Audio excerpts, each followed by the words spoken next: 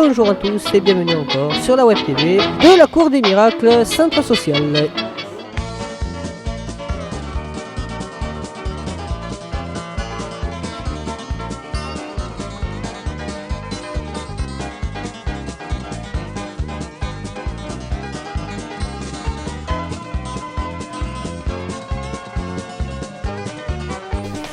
La retraite présente un risque.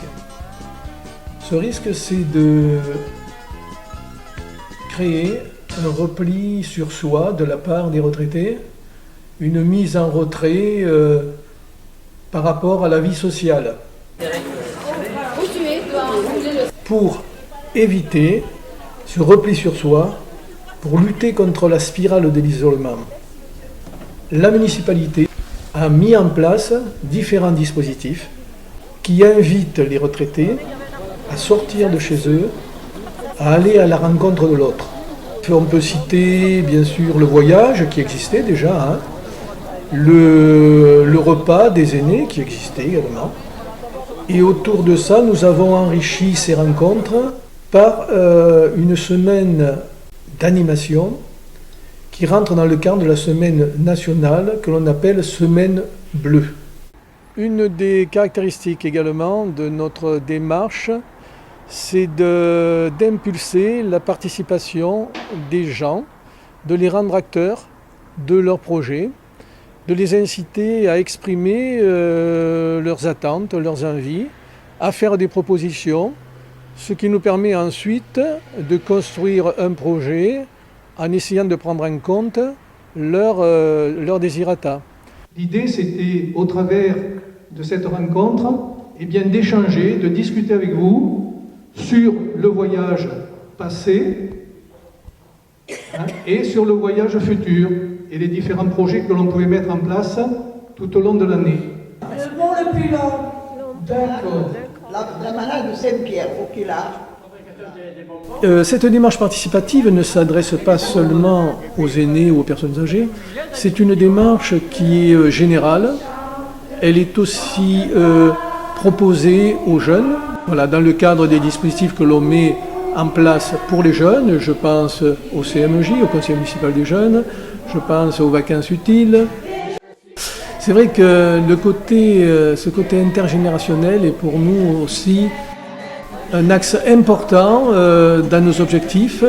Ce maintien de la relation entre les jeunes et nos aînés est importante parce que, comme dit Jacquard, les autres sont une source. Et donc c'est aussi intéressant que les jeunes aillent vers les aînés pour s'alimenter à cette source.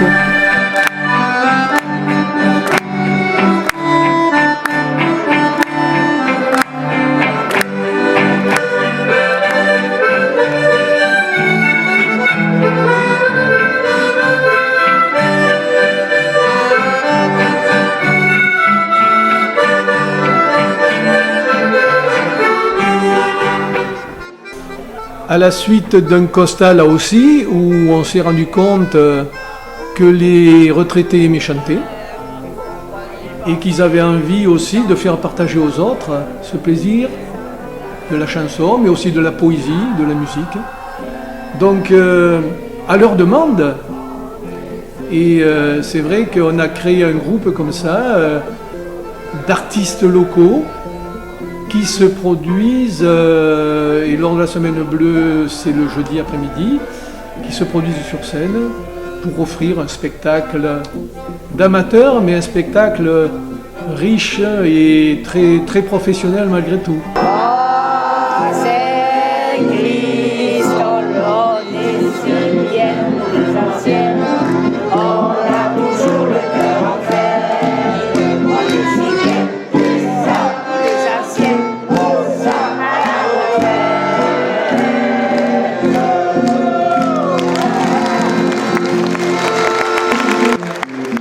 Pour préparer cette semaine bleue, il y a toute une équipe derrière, plein de petites mains qu'on ne voit jamais. Il y a une équipe importante, une équipe de gens dévoués, d'élus qui sont autour de moi, de membres de la société civile aussi, membres du CCAS.